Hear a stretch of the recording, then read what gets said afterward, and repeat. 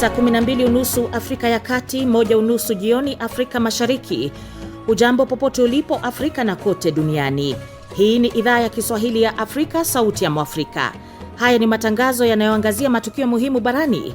Tumekuandalia taarifa mbalimbali ikiwemo sanaa, uongozi, afya, teknolojia, spoti bila kusahau mazingira. Jina langu ni Anna Ngugi. Andamana nasi kwenye ukurasa wetu wa Facebook, YouTube, X na TikTok. Tafuta idhaa ya Kiswahili ya Afrika. Karibu mpenzi msikilizaji, tuandamane.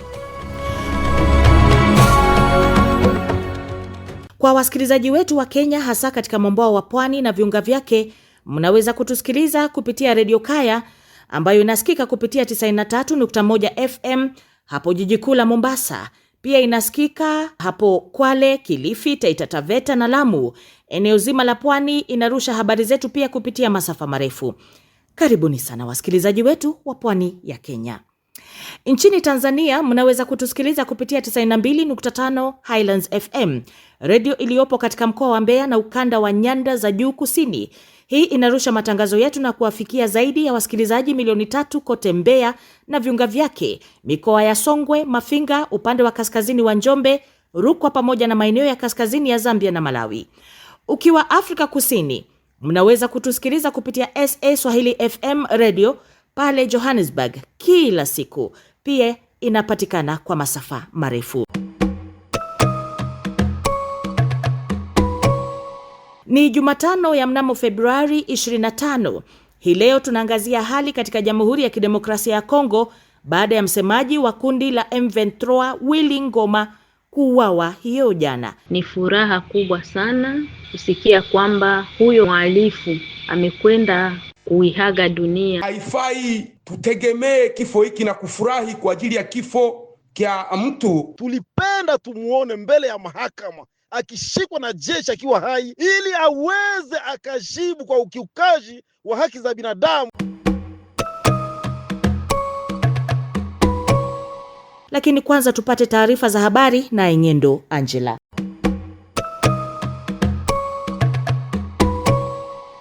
Cape Town, Afrika Kusini. Serikali ya Afrika Kusini imethibitisha kuwa wengi wa kundi la wanaume 17 waliodaiwa kudanganywa na kushawishiwa kwenda kupigana upande wa Urusi katika vita vya Ukraine wanatarajiwa kurejea nyumbani hivi karibuni. Wanaume 4 tayari wamewasili nchini humo baada ya kutuma ujumbe wa dharura wakiwa katika eneo la mapigano la Donbas. Rais Cyril Ramaphosa amesema wanaume wengine 11 wako katika mchakato kurejeshwa, huku 2 wakisalia Urusi, mmoja wao akiripotiwa kulazwa hospitalini mjini Moscow. Inaelezwa kuwa wanaume hao wenye umri kati ya miaka 20 na 39 walivutwa na ahadi za mafunzo ya usalama au ajira zenye malipo mazuri, lakini wakajikuta kwenye mstari wa mbele wa vita. Ramaphosa amemshukuru Rais Vladimir Putin kwa kusaidia katika mchakato wa kuwarejesha. Mogadishu, Somalia. Hali ya njaa nchini Somalia kwa sasa ni mbaya sana na watu wengi wanaishi kwenye hatari kubwa ya kufa njaa. Serikali ya Somalia pamoja na Umoja wa Mataifa umetangaza kwamba takriban watu milioni 6.5 wanakabiliwa na njaa kali kutokana na ukame uliodumu kwa muda mrefu, na hali hiyo imezidi kuwa mbaya baada ya mvua kutonyesha. Ukame huu umeleta hasara kubwa, maji na vyakula vimepungua, mashamba yameanguka, wanyama wa kufuga wamekufa na bei ya vyakula imepanda. Mtoto mmoja kati ya 3 anakabiliwa na utapiamlo na mamilioni ya raia wanakosa msaada wa chakula kutokana na kukosekana kwa ufadhili wa misaada ya kibinadamu. Kampala, Uganda. Polisi wa Uganda wamemkamata mwanamke mmoja miaka 22 na mwenzake wa miaka 21 baada ya kushutumiwa kushiriki kitendo cha mapenzi ya jinsia moja. Wapenzi hao walishuhudiwa wakibusu wazi katika mji wa Arua, kaskazini magharibi mwa nchi hiyo ya Afrika Mashariki.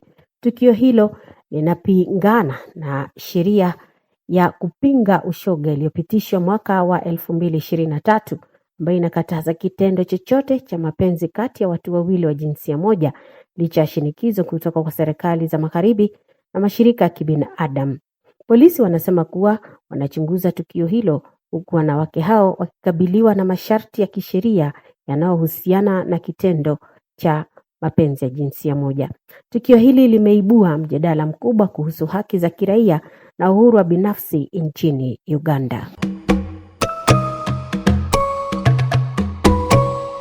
Shukran sana Mngendo Angela, na moja kwa moja tuanzie nchi ya Jamhuri ya Kidemokrasia ya Kongo, ambapo raia hususan maeneo ya mashariki wanamkia mauaji ya msemaji wa kijeshi wa kundi la M23 Willy Ngoma.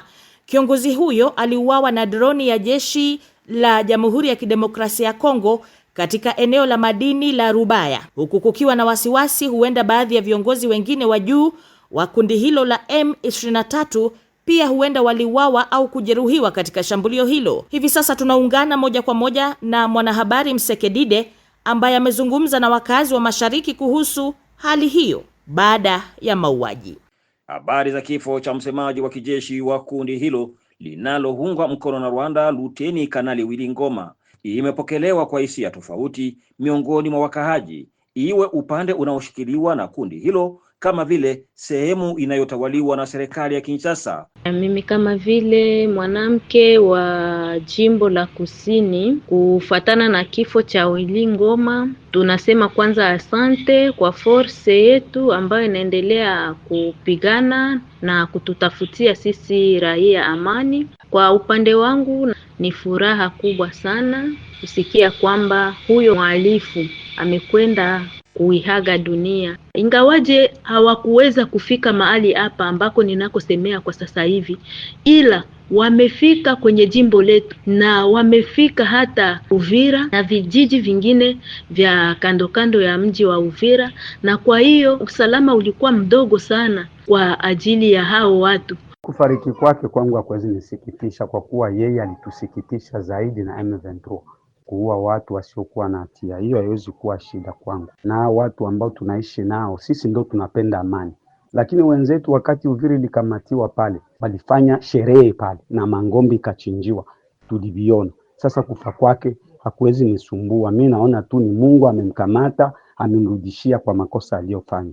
Kama vile furaha ya wamoja ni machungu kwa wengine, lazima mahoni yatofautiane. Mchungaji leo kasema langu kuhusu kifo kya Willy Ngoma, haifai kukubali mtu kufa, kwa sababu ni sherti tunatamani watu wote waishi ndani ya nchi na ndani ya Kongo kupitia uzima ambao Mungu mwenyewe amempa mtu. Alafu tunajua ya kwamba kifo kya mtu nyuma yake kusingelikuwa mtu, lakini ni sherti Mungu mwenyewe kwa uamuzi wake ni yeye atoe kauli kuhusu kufa kwa mtu. Haifai tutegemee kifo hiki na kufurahi kwa ajili ya kifo kya mtu, lakini angeliendelea kuishi ndani ya mwelekeo wa kwake, angelitambua mema na mabaya. Kwa kweli habari za kifo chake Luteni Kanali Willy Ngoma kimegonga vichwa vya habari na kuvuisha mate, nasi tuliendelea kupokea hisia za watu kwa namna hii.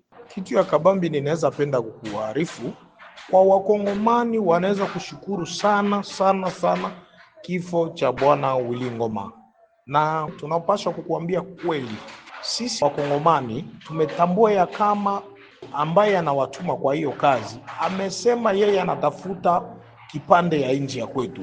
Kwa sababu hivi tunaweza tukashukuru tukisikia habari za kifo cha Willy Ngoma, na tunaamini haiko kwa leo tunaweza kuchunga kusema Willy Ngoma amefariki ndio vita itaanza.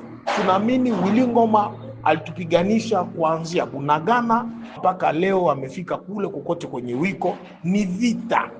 Lakini licha ya hayo, shirika la kutetea haki za binadamu SIDOP kupitia katibu mtendaji wake Bwana Dediku Mbambu Nyamwami alikamilisha mtiririko wa baadhi ya maoni ya wakaaji, akitupa maoni haya.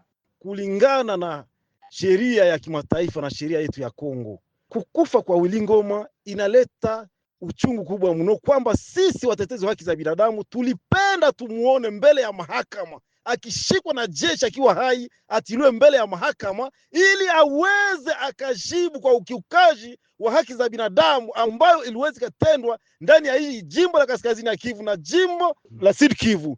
kwamba mauaji, ubakaji wa wamama kutembezwa uchi, watoto kuchinjwa kama mbuzi. Ilikuwa naomba Bwana Willy Ngoma asife kama leo kisa amewawa. Ilikuwa naomba tumuone mbele ya mahakama ya kijeshi akijibu na wenzake wenye walikufa. Msekedide, Idhaa ya Kiswahili ya Afrika, Sauti ya Afrika, Beni. Tukiwa bado tunalivalia njuga swala hilo la mauaji ya Willy Ngoma, ambaye amekuwa msemaji wa upande wa kijeshi katika kundi la M23 na mshirika wa karibu wa kamanda mkuu wa kijeshi wa M23 Sultan Makenga, Fredy Tendilonge, ambaye ni mwanahabari na Idhaa ya Kiswahili Sauti ya Mwafrika, asimulia wasifu wa Willy Ngoma. Tshisekedi anasema nyie ndio mtakomboa Kongo, nyie ndio M23. Tulisikilizanaka kama Kabila kafanya 3e mandat, sie bote tutamupiga, sisi tutampiga. Anaenda anakamata pouvoir, anatugeuka tena sisi ndio tunakuwa tena baetranger bara. Hiyo ni sauti aliyekuwa msemaji wa jeshi la M23. Willy Ngoma ni raia wa DRC aliyezaliwa mwaka 1974 huko jimboni Kongo ya Kati au Kongo Central. Ngoma mwenye umri wa miaka 52, awali alikuwa kwanza mwanajeshi wa FRDC, jeshi la taifa la Jamhuri ya Kidemokrasia ya Kongo, kikosi ambacho aliondoka mwaka 2012 akiwa na cheo cha meja na kujiunga na kundi la uasi la M23 kwa lengo la kupindua serikali ya Rais Joseph Kabila. Mwaka 2021, kundi la M23 lilijiunga na vuguvugu la Muto Kongo AFC linaloongozwa na Corneille Nangaa na kuwa sasa AFC M23. Katika mchanganyiko huo, Ngoma aliteuliwa kama luteni kanali na pia msemaji wa jeshi hili. Willy Ngoma hakuwa tu sauti ya uasi, lakini pia sura. Siku zote akiwa ameonekana amevalia kalashnikove akilitupa begani mwake. Alikuwa mtu anayeonekana kwenye mstari wa mbele kila muji ulipoanguka mikononi mwa AFC M23. Alijipiga picha katika maeneo yenye nembo, uwanja wa ndege, mnara wa kihistoria na soko. Alifanya mikutano kwa Kiswahili kuonyesha ushirikiano wake na jamii za wenyeji. Kwa lugha la Lingala alitangaza ujumbe wakati mwingine akiviaki FRDC. Pia ndiye aliyerekodi wanajeshi wa FRDC waliokamatwa na uasi na kuwaoji kwenye kamera. Alionekana Januari mwaka 2025 huko Goma akiwaziaki mamluki waliokuwa wakiunga mkono jeshi la Kongo. Aliwapiga makofi mgongoni akiwaambia wakimbie haraka zaidi. Taarifa ya kifo chake huko Rubaya, wilayani Masisi, Kivu Kaskazini, zilitolewa na afisa mmoja wa ngazi za juu la kundi la M23 kwa sharti la kubana jina lake, lakini pia lilithibitishwa na vyanzo vya kidiplomasia. Jina la Willy Ngoma limekuwa miongoni mwa maafisa wa juu wa kundi hilo waliouawa katika shambulio kama na hilo, akiwemo Elize Mberabagabo maarufu kama Castro na Michel Rukunda anayejulikana kama Makanika. Ngoma alihusika kwa karibu katika operesheni muhimu za M23 enzi za uhai wake. Kuuawa kwake kumekuja wakati juhudi za usitishwaji mapigano zikiendelea Doha. Willy Ngoma alikuwa chini ya vikwazo vya Umoja wa Ulaya tangu mwaka 2022 na Marekani mwaka 2023. Kulingana na Washington, alilengwa kwa jukumu lake kwa ukiukwaji mkubwa wa haki za kibinadamu, ikiwa ni pamoja na mauaji na unyanyasaji wa kingono dhidi ya raia. Fredy Tendilonge, Idhaa ya Kiswahili Sauti ya Afrika, Kinshasa. Haya basi, ni wasifu wa Willy Ngoma ukisimuliwa kwako na mwanahabari Fredy Tendilonge.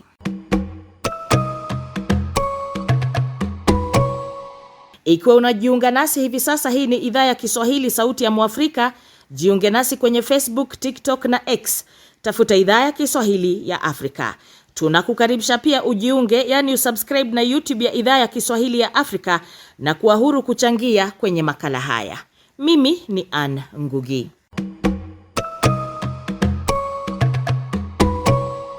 Sasa matangazo yetu yapo kwenye Radio Communautaire Kivu RCK, ambayo inapatikana katika mji wa Baraka, tarafa ya Fizi, mashariki mwa nchi ya Jamhuri ya Kidemokrasia ya Kongo.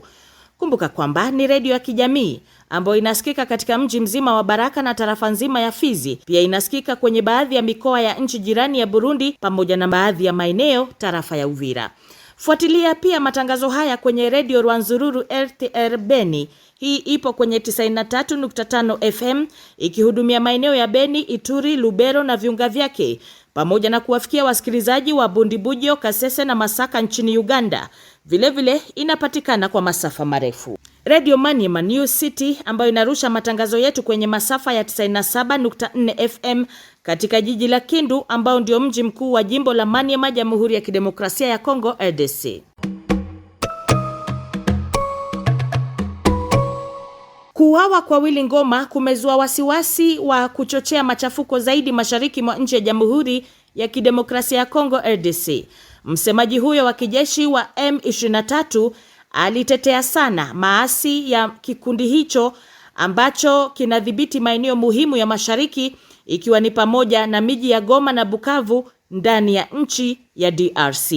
Tupate uchambuzi zaidi ambao mwanahabari Kennedy Wandera alipata fursa ya kuzungumza na Dr. Edgar Githua, mchambuzi wa usalama Afrika. Asante sana Daktari Githua kwa kujiunga na idhaa ya Kiswahili Sauti ya Afrika. Kuuawa kwa Willy Ngoma, mtu ambaye amekuwa mhimili sana katika shughuli za M23, kutaathiri vipi kundi hili la M23? Kuuawa kwa Willy Ngoma wa M23 kutaathiri kikundi cha M23 pakubwa, kwa maana alikuwa mmojawapo wa waliokuwa wanategemewa sana kuweza kupea hiki kikundi kipaumbele, kuwafanya wawe maarufu na pia kuwasaidia katika mambo ya strategia. Kwa hivyo kuondolewa kwake kumewawacha mahali pabaya sana, kwa maana kabla wajipange, kabla waweze kujirudia, waweze kuelewa aliuawa namna gani, na pia hata ile hofu ambayo imeingia katika M23 kwa kuonesha kuwa viongozi wake wanaweza uawa kiholela, lazima M23 wataathirika na itabidi waweze kuketi chini na kuangalia vile wataendelea hapo siku za usoni. Je, unahisi kwamba hii inamaanisha kuwa serikali ya Jamhuri ya Kidemokrasia ya Kongo ya Rais Felix Anthony Tshisekedi haitaki mazungumzo ya amani na sasa imerejelea nguvu za kijeshi kukabili M23? Lazima kifo cha Willy Ngoma kinaonesha kuwa serikali ya DRC hawakukuwa waaminifu na hawakuwa na lengo la kuwa na amani. Ukiona Willy Ngoma ameweza kuuliwa, lazima kulikuwa na mkono wa serikali ya DRC pale, wakiwa wanasaidiwa na mfadhili mkubwa, taifa ambalo lina uwezo wa kutumia hizi ndege zisizo na rubani, kumaanisha kuwa serikali ya DRC imeamua itatatua hili suluhisho kupitia mkondo wa vita. Kwa hivyo, kwa maoni yangu, ninaona kuwa ni serikali ya DRC ambayo haikuwa inataka amani na ilikuwa imeona kuwa haya mazungumzo ni kama yanayowafanya serikali ya DRC ionekane ni kama haina nguvu, na ilhali wakachukua hii hatua kali ya kuweza kumuondoa Willy Ngoma. Githua, unafahamu wazi kuwa Rubaya alikouawa Willy Ngoma ni mji wa madini ya coltan na lithium ambayo Marekani imeweka mwafaka kuchukua. Unatazama vipi mauaji ya Ngoma na onyo la awali la Marekani kwa makundi kuondoka maeneo ya madini ya coltan na lithium? Ukiangalia huu mji wa Rubaya ambao asilimia 15 ya coltan dunia nzima hutolewa pale, pia panaingiza maono mengine. Kwa mfano, huenda ikawa pia ambaye amemuondoa Willy Ngoma iwe hata sio serikali ya DRC, bali ni mataifa haya makubwa ambayo yamekuwa yakilenga kwenda kuchukua yale madini. Huenda ikawa kuna taifa kubwa ilikuwa imejaribu kushawishi ama kuongea na kikundi cha M23 waweze kufanya biashara, M23 wawe walinzi wao, hili taifa lije lichimbe yale madini ya coltan. M23 wakakataa, ama M23 wakawa wagumu.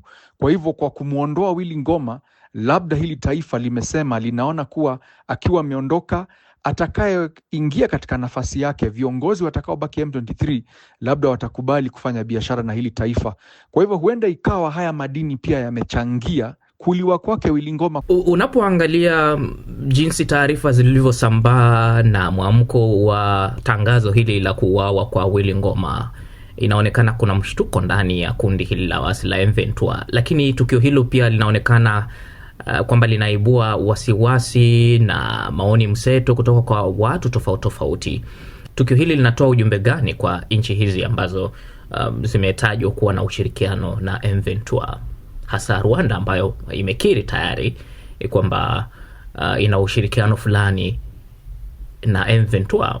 Hakika Rwanda na Uganda wakisikia kuwa Willy Ngoma amekufa na madai ya porojo ama ya ukweli ambao husambazwa kusema kuwa Rwanda huwa wanawasaidia M23, lazima Rwanda wamehuzunika, lazima Rwanda wamesikia vibaya, kwa maana kama walikuwa na uhusiano mwema na Willy Ngoma pale M23, ni kumaanisha sasa viongozi ambao watakao kuja kuchukua usukani katika hiki kikundi huenda wakawa ni viongozi ambao Rwanda na Uganda hawaelewani vizuri, na tena wawe ni viongozi ambao hawata labda kubali kushirikiana na Rwanda na Uganda katika masuala ya usalama, masuala ya ulinzi.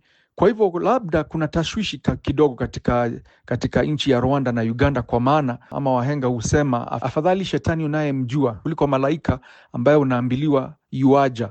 Lakini sasa maswali mengi yanayoulizwa ni upi mustakabali wa mchakato wa amani katika mashariki ya Jamhuri ya Kidemokrasia ya Kongo yanayoendelea kwa sasa na Marekani na kule Doha kwa sasa?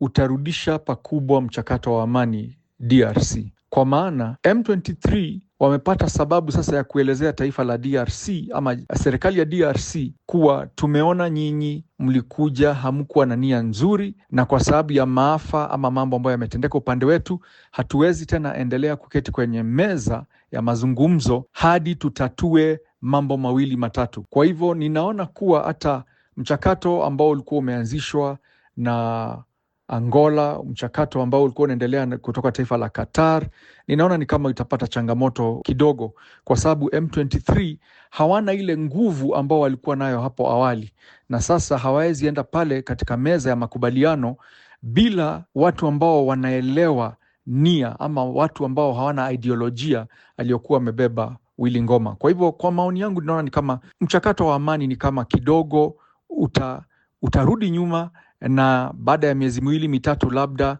M23 wakiweza kuwa wametulia na wamejielewa na wameweza kujipanga tena, labda kutakuwa na tumaini kuwa mchakato tena utaendelea. Asante sana Daktari Edgar Githua kwa kuzungumza na idhaa ya Kiswahili ya Afrika. Asante. Asante. Mahakama nchini Uganda imepinga ombi la mawakili wa kiongozi wa upinzani Kizza Besigye kuachiwa kwa dhamana. Hakimu Emmanuel Baguma amesema Besigye sharti kukamilisha kifungo cha miezi 6 rumande ambacho kilitolewa mwezi huu wa Februari kwa kiongozi huyo. Hata hivyo, mawakili wa Besigye wakiongozwa na mwanasiasa maarufu nchini Kenya Martha Karua wamepinga uamuzi wa mahakama na kusema bwana Besigye amesalia kizuizini kwa mwaka mmoja bila kufunguliwa mashtaka. Wakati huo huo, misa maalum iliyopangwa kufanya maombi maalum kwa Kizza Besigye iliahirishwa baada ya askofu mkuu wa kanisa Katoliki kuzuiwa kufanyika kwa ibada hiyo na serikali. Kutoka Kampala, Sadam Mubale anaarifu zaidi. Kuahirishwa kwa kesi ya uhaini dhidi ya kiongozi wa upinzani Kizza Besigye kumezua mjadala mkali, huku wafuasi wake wakisema hatua hiyo inaonyesha udhaifu wa upande wa mashtaka na serikali ikikanusha madai ya kuendesha kesi hiyo kwa misingi ya kisiasa. Mahakama Kuu mjini Kampala iliahirisha kesi hiyo hadi Machi 12 mwaka 2026 baada ya upande wa mashtaka kushindwa kuwasilisha kikamilifu shahidi dhidi ya Besigye na mshirika wake Obeidi Lutale. Wawili hao wanakabiliwa na shtaka la uhaini, kosa linaloweza kuadhibiwa kwa hukumu ya kifo. Jaji Emmanuel Baguma aliamuru ushahidi wote uwasilishwe ifikapo Machi 3, akisitiza kuwa kesi haiwezi kuendelea bila utaratibu huo kukamilika. Mawakili wa Besigye wakiongozwa na Martha Karua na Elias Lukwago wametuhumu upande wa mashtaka kwa kukiuka amri ya awali ya mahakama iliyotaka ushahidi wote huo umewasilishwa mapema. Wanasema kuendelea na kesi bila ushahidi ni jambo linalokiuka katiba. Kuahirishwa huku kunakuja siku chache baada ya misa ya kumwombea Besigye katika kanisa la Rubaga kusitishwa ghafla. Mkewe Winnie Byanyima alisema aliambiwa na askofu mkuu wa Kampala Paul Semogerere kuwa rais aliagiza ibada hiyo yaahirishwe kwa madai ya kutaka kuchunguza nia halisi ya ibada hiyo. Hatua hiyo imeibua hisia mseto, baadhi wakidai ni dalili ya kuongezeka kwa shinikizo la kisiasa, huku wengine wakisema ni wajibu wa serikali kuhakikisha masuala ya usalama na taifa. Kwa mujibu wa Byanyima, misa hiyo ilikuwa ni ombi la familia kwa mujibu wa utamaduni wa kanisa Katoliki, akibainisha kuwa yeye na mumewe walifunga ndoa katika kanisa hilo na wamewahi kuombewa hapo awali. Hata hivyo, alisema rais aliagiza ibada hiyo iahirishwe hadi uchunguzi zaidi utakapokamilika. Dr. Besigye ambaye aliwahi kuwa daktari binafsi wa Rais Museveni na mpinzani wake wa muda mrefu kisiasa, amekuwa kizuizini tangu Novemba mwaka 2024 baada ya kukamatwa jijini Nairobi, Kenya, pamoja na Obeid Lutale. Awali walikuwa wameshtakiwa katika mahakama ya kijeshi, lakini kesi hiyo ilihamishwa mahakama kuu ya kiraia kufuatia uamuzi wa mahakama ya juu kuwa raia hawezi kushtakiwa katika mahakama za kijeshi. Sada Mubale, Idhaa Kiswahili ya Afrika, Kampala. Sasa tuko kwenye tahariri ambapo ripoti ya Human Rights Watch inasema wanamgambo wa Rapid Support Forces waliunyanyasa watu wenye ulemavu huko maeneo ya El Fasher, Darfur, wakiwachukulia washukiwa wa kijeshi badala ya raia, huku vita vikizidi kuchukua sura ya chuki na ukabila. Mauaji na unyanyasaji huu wa makusudi unaashiria ukiukaji mkubwa wa sheria za kimataifa na haki za binadamu. Na mpisha mwenzangu Shisia Wasilwa na kina cha maelezo kwenye tahariri ifuatayo. Ripoti ya hivi karibuni ya Human Rights Watch kuhusu kile kilichotokea El Fasher, mji mkuu wa North Darfur, ni ushahidi mwingine wa jinsi vita vya Sudan vinavyozidi kupoteza hata chembe cha ubinadamu. Kwa mujibu wa ripoti hiyo, wanamgambo wa Rapid Support Forces RSF waliwalenga, waliwanyanyasa na kuua watu wenye ulemavu kufuatia kutua mji huo Oktoba 26 mwaka 2025 baada ya kuuzingira kwa miezi 18. Hili si tukio la bahati mbaya wala madhara ya pembeni ya vita. Huu ni ukatili wa maksudi, ni jinai iliyochaguliwa.